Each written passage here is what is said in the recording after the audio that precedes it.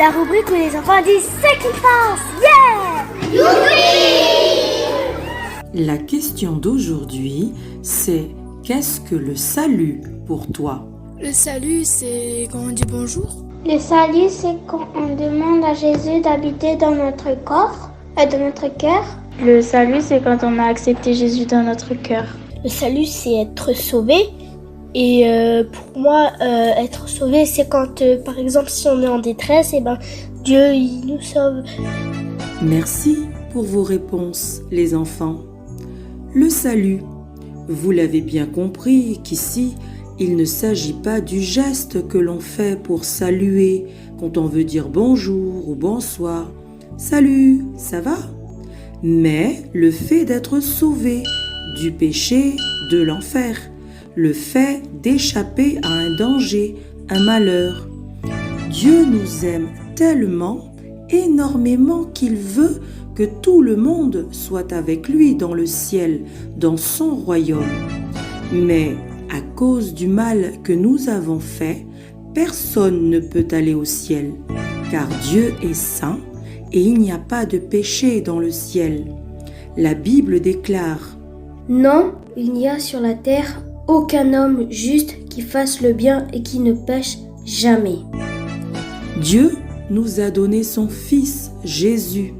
Oui, le seul moyen pour nous d'être sauvés, d'aller au ciel et d'échapper à l'enfer, la mort éternelle, c'est Jésus. La Bible affirme: En lui seul et en aucun autre se trouve le salut.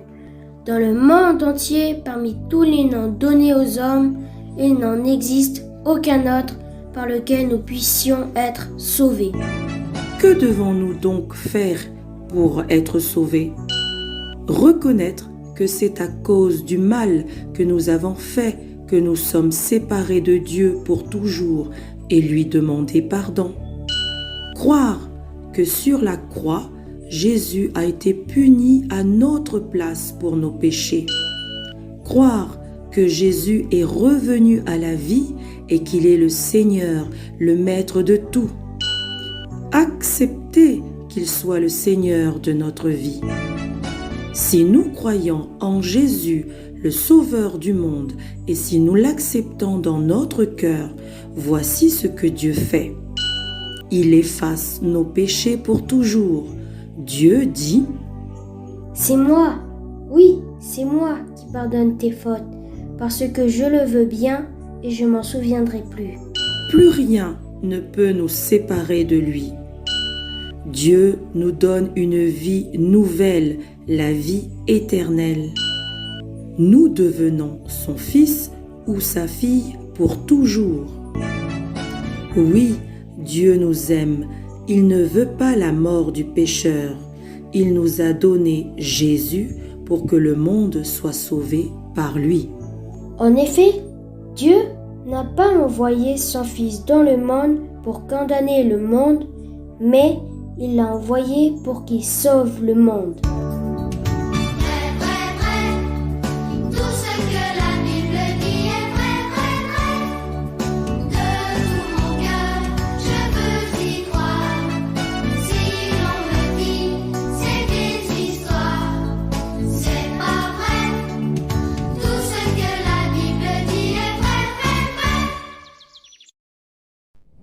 Voilà, bien le bonsoir encore à tout le monde, voilà, tous nos frères et sœurs, tous nos amis qui sont connectés sur la page ce soir, soyez les bienvenus. Voilà, avant de commencer cette soirée, je propose que nous puissions prier le Seigneur toujours afin que ce temps que nous allons passer ensemble soit un temps dans sa présence. Alléluia. Notre Dieu, nous voulons te recommander ces instants, Seigneur, afin que tu règnes sur nos vies, tu règnes sur ces moments, Seigneur, que à la fin de cette soirée, Seigneur, nous puissions chacun et chacune de nous dire: oui, Dieu nous a visités, oui, Dieu nous a visités, Dieu nous a parlé, Dieu nous a fait du bien au travers de sa parole et de sa présence. Notre Dieu, prend le contrôle maintenant. Fais taire tous les bruits qui, Seigneur, peut-être il y a à l'intérieur de nos pensées, de nos cœurs, notre Dieu. Et merci de nous faire du bien ce soir. Prends le contrôle de ces instants, Seigneur. Au nom de Jésus, nous te prions. Alléluia. Amen. Voilà. Merci encore d'être présent ce soir et merci surtout à notre Dieu qui est celui qui veut se révéler à nous d'une manière particulière et puissante au travers de sa parole et de ses cœurs également que nous allons chanter. Alléluia.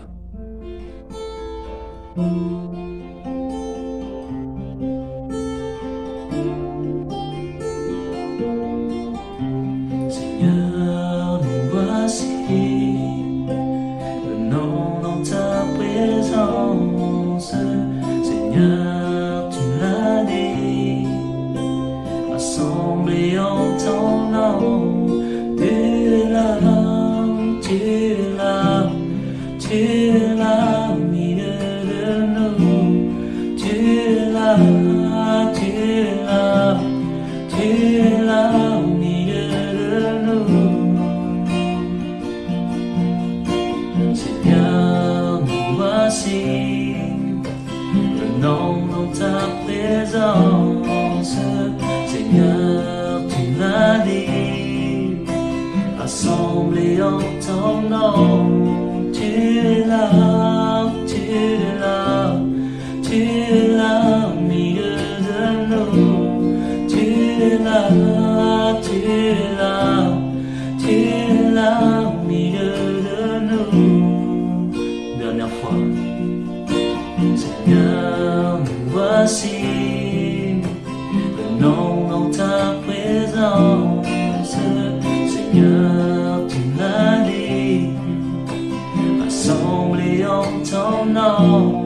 Tu es là, tu es là, tu es là au milieu de nous. Tu es là, tu es là, tu es là au milieu de nous. Tu es là, tu es là, tu es là au milieu de nous. Tu es là, tu es là, tu es là au milieu de nous. Oh Jésus, c'est vrai. Gloire à Dieu. C'est vrai que il y a bien une chose qui est réelle ce soir, c'est sa présence. Sa présence est aussi réelle que ta présence, que ma présence. Alléluia. Que Dieu soit béni.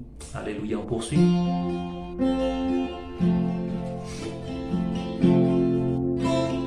Tu ouvres pour nous des voies merveilleuses. Parfois je me demande pourquoi. Seigneur, je sais que tu prends soin de nous, que l'avenir est entre tes mains. Tu ouvres pour nous des voies merveilleuses. Parfois je me demande pourquoi. Seigneur, je sais que tu prends soin de nous,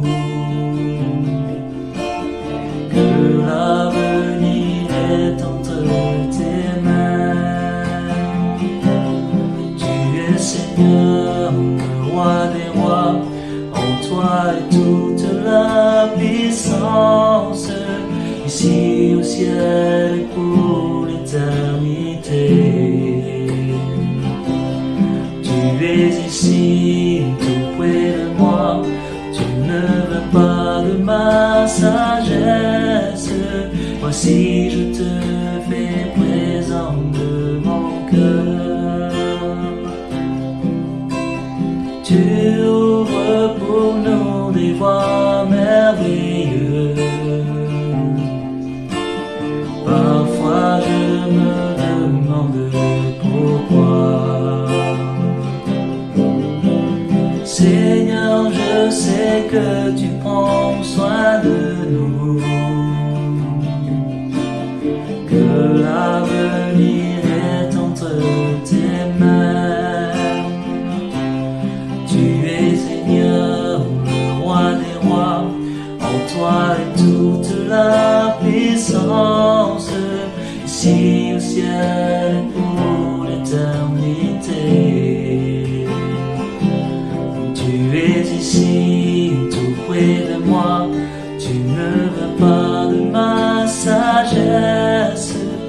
Voici, je te fais présent de mon cœur.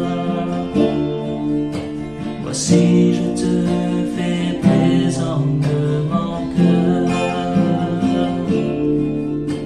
Voici, je te fais présent de mon cœur.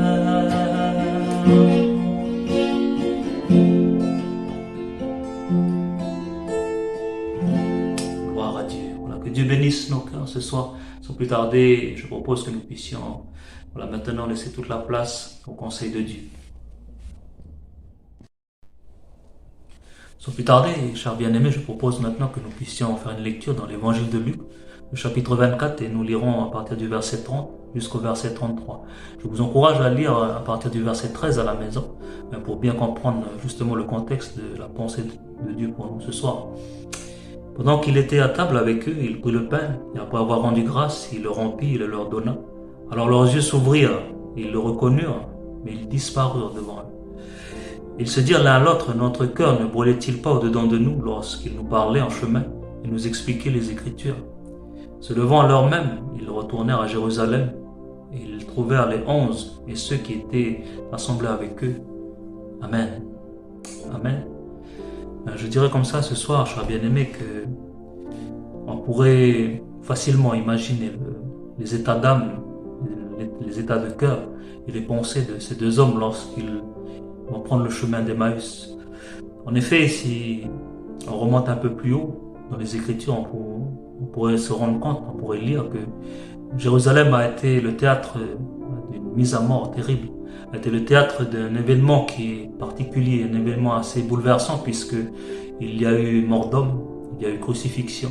Et ce qui fait la particularité justement de cet événement, c'est que bien sûr il y avait des brigands qui étaient crucifiés, mais il y avait aussi celui en qui le peuple avait mis son espérance, celui qui était le Messie, un prophète puissant en parole et en œuvre, le Seigneur Jésus qui avait été crucifié au milieu de ces deux brigands. Pour ces deux hommes-là, ils subissaient simplement le châtiment qui était réservé aux brigands, aux coupables. Mais pour lui, il avait été mis à mort injustement. Un innocent qui avait été crucifié, un innocent qui avait été mis à mort publiquement. Et pour ces disciples qui étaient, le fait de voir leur maître mis à mort publiquement, le fait de voir leur maître humilié devant la foule, devant le public, on peut imaginer facilement maintenant dans quel état ils se trouvaient. Cette ville de Jérusalem respirait le meurtre. Cette ville de Jérusalem respirait la violence pour les magistrats, pour les religieux de l'époque. La ville également respirait la détresse et l'incompréhension du côté des disciples du Seigneur, et particulièrement de ces deux hommes-là, qui maintenant s'éloignaient de Jérusalem et prenaient le chemin d'Emmaüs. Et ce soir, chers bien-aimés, les amis, je dirais comme cela que le chemin d'Emmaüs pourrait symboliser pour une personne derrière cet écran le chemin de l'éloignement. Il pourrait symboliser pour d'autres le chemin d'une rencontre avec Jésus, le chemin de la consolation, ou peut-être encore pour d'autres personnes le chemin d'un retour à Dieu. En effet, dans cette situation, dans ce temps de détresse, les deux disciples qui en chemin s'entretenaient ensemble, discutaient de ce qui venait de se passer dans la ville, de ce qui était arrivé au Seigneur Jésus, enfermés dans leur détresse, enfermés dans leur tristesse. Ils ne vont pas reconnaître le Seigneur Jésus, puisque leurs yeux étaient voilés, leurs yeux Dieu avait fait de sorte qu'ils ne reconnaissent pas justement le Seigneur Jésus parce qu'il était venu à eux sous une autre forme, afin qu'ils ne le reconnaissent pas. Il est important de souligner que le Seigneur Jésus va s'inviter dans leur tristesse. Le Seigneur Jésus va entrer dans l'atmosphère lourde et morbide dans laquelle ces deux hommes étaient. Et là, la question qu'il va leur poser, si on avait lu les versets plus haut, mais de quoi parlez-vous? De quoi vous entretenez-vous pour que vous soyez dans cet état-là, tellement triste, tellement découragé? Et là, les disciples vont lui faire connaître justement de quoi il en est. Es-tu la seule personne à Jérusalem qui ne sache pas ce qui s'était passé, ce qui est arrivé à Jésus de Nazareth, cet homme, ce prophète puissant en parole, en œuvre, qui a été crucifié, qui a été mis à mort par les magistrats, par les religieux. Et là, chers bien-aimés, le Seigneur Jésus, en s'adressant à eux, a commencé à leur expliquer les Écritures, à leur enseigner, à parler des prophètes. Et petit à petit, sans s'en rendre compte, les disciples vont le dire plus tard dans le verset 32 que nous avons lu tout à l'heure. Notre cœur ne brûlait-il pas au-dedans de nous lorsqu'il nous parlait? Et dans cette nuit sombre, dans cette nuit froide, où le Seigneur Jésus va entrer justement, lorsqu'il va se joindre à eux, il va entrer dans l'univers de leurs pensées. Il va entrer dans l'intimité de leur cœur. Il va pénétrer dans une atmosphère qui, comme je disais tout à l'heure, qui était alourdie, morbide, parce que il y avait eu mort d'homme, il y a eu ce châtiment cruel. Et là, le Seigneur Jésus va s'introduire, va s'inviter justement, les bien-aimés, dans l'atmosphère de ces deux disciples-là. Et en leur expliquant les Écritures, en leur parlant, en les encourageant, les disciples, tout au long du chemin, vont ressentir leur cœur qui va se mettre à brûler intérieurement. Leur cœur va être saisi d'une chaleur surnaturelle, d'un feu qui va venir justement raviver leur foi, raviver leur courage, raviver leur espérance qu'ils avaient perdue justement. Et chers bien-aimés, on pourrait se demander, mais pourquoi le Seigneur ne s'est-il pas révélé à eux tel qu'il est? Pourquoi est-il venu sous une autre forme, comme dirait Marc dans son évangile? Je crois de tout mon cœur, les bien-aimés, que avant de se révéler à eux, sous sa forme initiale, le Seigneur Jésus a trouvé bon de prendre les Écritures. Le Seigneur Jésus a trouvé bon de leur parler de ce qui est écrit, des saintes Écritures. Parce que justement, la parole de Dieu témoigne et parle de Christ. Depuis les prophètes jusqu'au temps de la Nouvelle Alliance, toutes les Écritures témoignent d'une seule personne. Et cette personne, c'est Christ. Et je crois de tout mon cœur que Jésus a trouvé bon de leur parler d'abord au travers de sa parole et de se révéler à eux après. On peut se souvenir de cette nuit d'épreuve où les disciples étaient dans la barque, où leur barque était battue par les vents. Et là, le Seigneur Jésus venant sur les eaux, marchant sur les eaux, lorsque les disciples vont l'apercevoir, ils vont être saisis de frayeur. Ils vont penser que c'était un fantôme, que c'était un esprit. Et je crois que si le Seigneur Jésus était venu sous sa forme normale, était apparu donc sous sa forme normale à ces deux disciples, je crois de tout mon cœur que ces deux hommes-là, sans doute, auraient cru voir un esprit, un fantôme.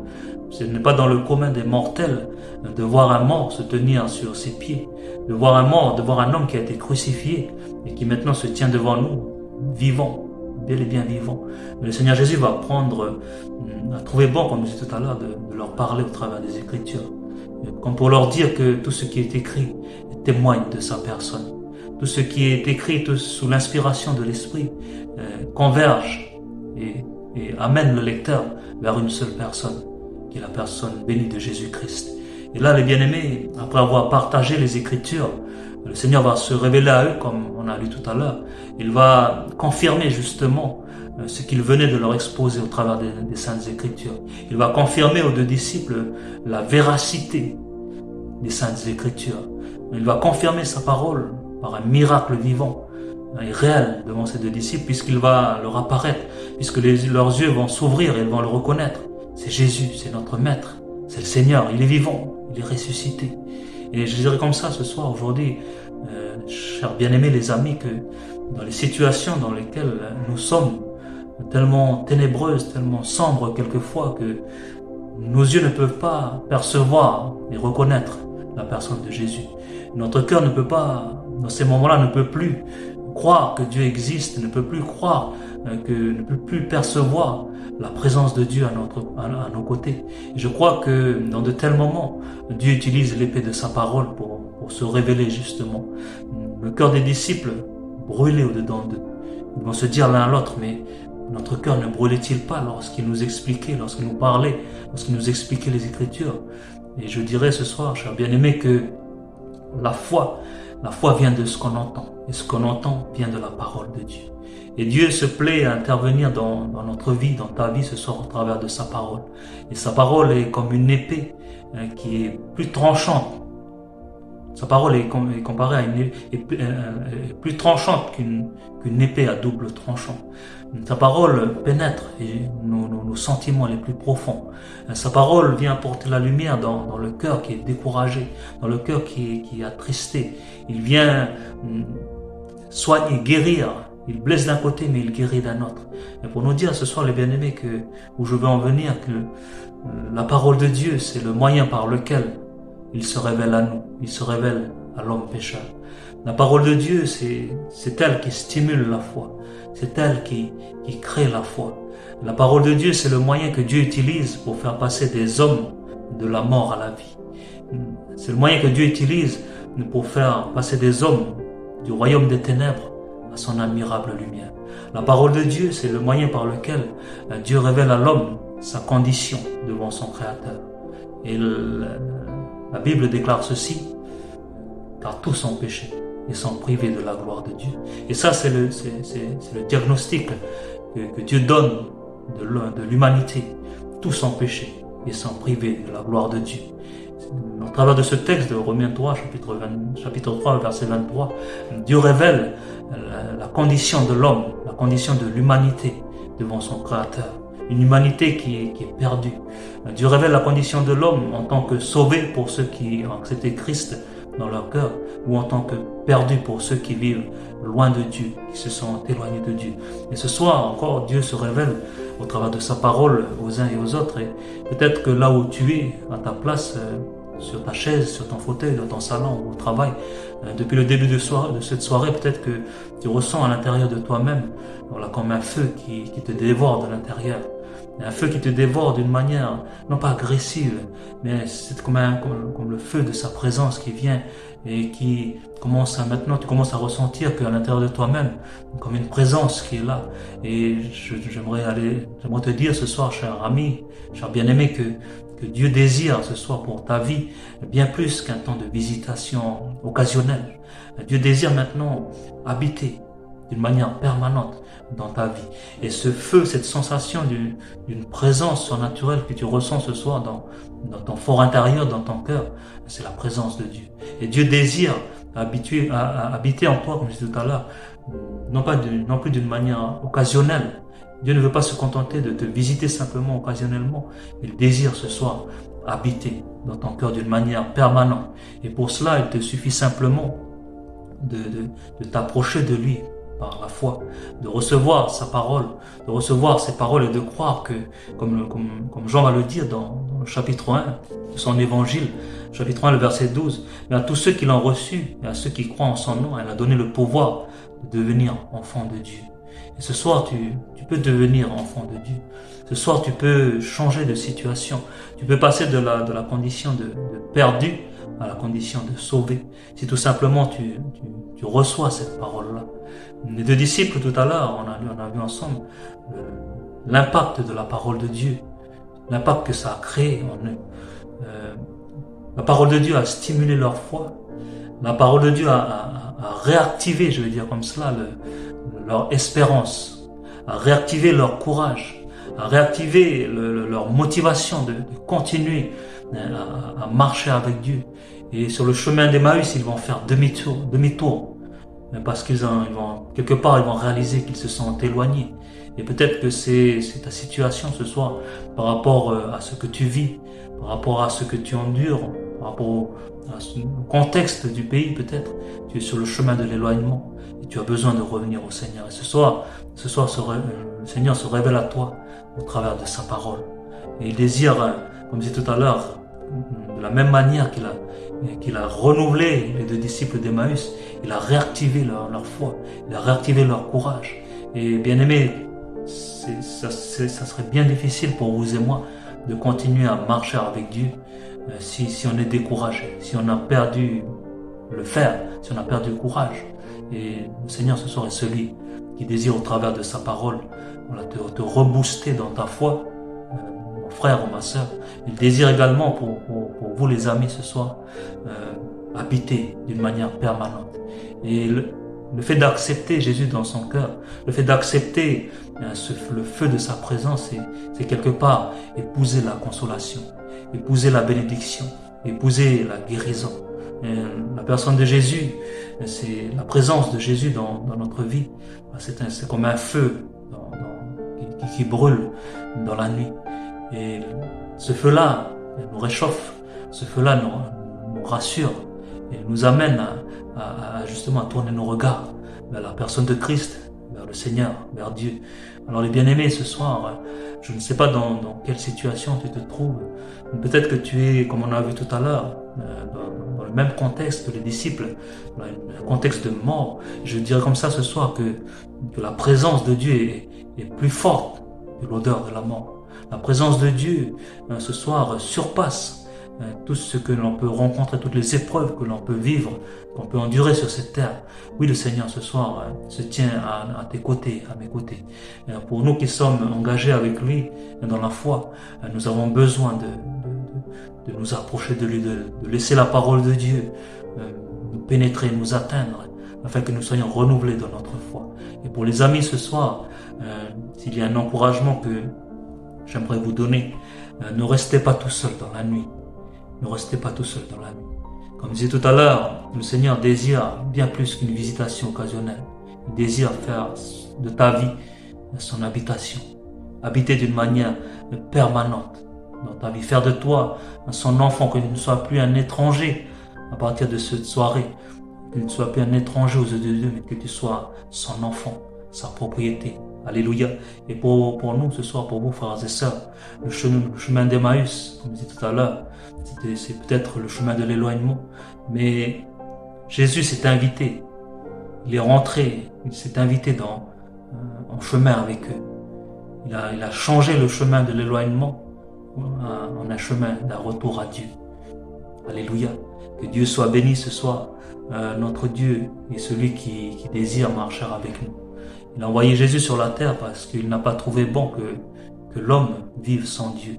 Il a envoyé Jésus sur la terre pour être crucifié pour le pardon de nos péchés. Le salaire du péché, nous dit la Bible, c'est la mort. Et le don gratuit de Dieu, c'est la vie éternelle. C'est le cadeau de Dieu, c'est la vie éternelle. C'est le ciel sur la terre. Et le ciel est descendu sur la terre dans la personne bénie de Jésus-Christ. Et ce soir, le cadeau de Dieu est à ta disposition, la vie de Dieu. Si simplement tu voulais saisir par la foi ce cadeau qu'il te donne ce soir. Bien-aimés, nous ressentons à l'intérieur de nous-mêmes comme cette présence maintenant si tu ressens cela, là où tu es, Dieu voudrait te dire ce soir qu'il veut te bénir, il veut faire de toi son enfant, il voudrait changer ta vie. Tu peux tout recommencer ce soir. Et si tu ressens cette présence à l'intérieur de ton cœur, c'est parce que Dieu est là ce soir. Dieu est à tes côtés et il désire te bénir. Alléluia, nous prions ensemble, après quoi nous allons nous séparer. Notre Dieu, que tu sois glorifié, que tu sois loué ce soir. Merci pour ce temps que tu nous donnes encore de passer autour de ta parole, Seigneur Jésus, comme nous l'avons lu ensemble. Les disciples d'Emmaüs ont réalisé que leur cœur était embrasé. Leur cœur s'est mis à brûler au-dedans d'eux lorsque tu leur parlais. Et c'est vrai que ta parole est vivante, Seigneur. Ta parole n'est pas comme tous les discours que nous pouvons entendre autour de nous. Ta parole stimule la foi. Ta parole stimule la joie. Ta parole crée, Seigneur notre Dieu, la foi en nous. Notre Dieu, elle nous donne le courage d'aller de l'avant. Et combien je crois ce soir que cette parole que nous recevons, que mes amis ce soir reçoivent dans leur cœur, ne retournera pas à toi sans effet, Seigneur, sans que tu aies déversé sur eux ta bénédiction, ton salut, la vie en abondance, Seigneur notre Dieu. Y a-t-il des frères et sœurs ce soir qui sont découragés, Seigneur, sur le chemin d'Emmaüs? Merci de les relever. Merci, Seigneur notre Dieu, de les renouveler dans ce qu'ils vivent, Seigneur. Bénis nos amis également, Seigneur, qui ont ce désir-là de saisir par la foi le don gratuit de Dieu, le cadeau de Dieu, Seigneur, de recevoir cette parole dans leur cœur, parole au travers de laquelle, Seigneur, tu te révèles à l'humanité. Tu te révèles à nous encore ce soir, Seigneur. Merci pour ces doux moments, Seigneur, que nous passons dans ta présence. Au nom de Jésus, nous te prions, Seigneur. Amen. Alors que Dieu vous bénisse en famille, chers bien-aimés, les amis, que Dieu vous conduise et que Dieu vous aide dans ce que vous vivez. Alléluia.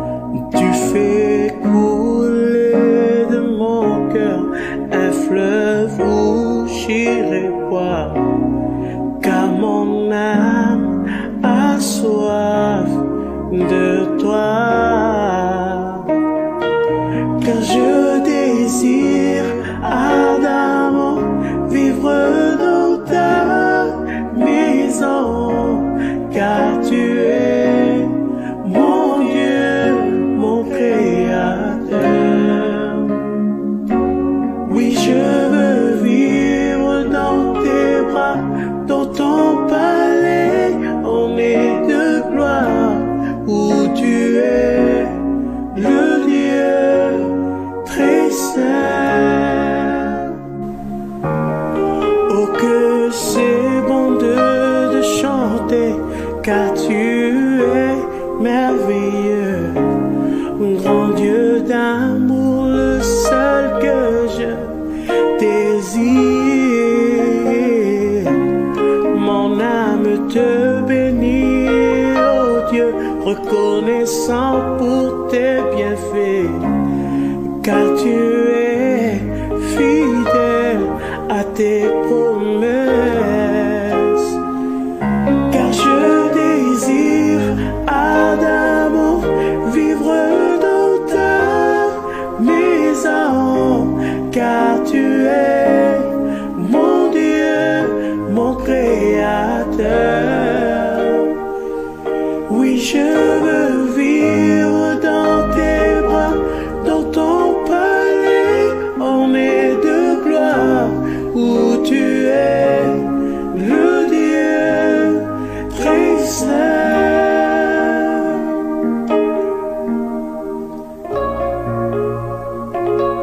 Tu es très saint. Oh, oh, oh. Tu es très saint. Oh, oh, oh. Tu es très saint.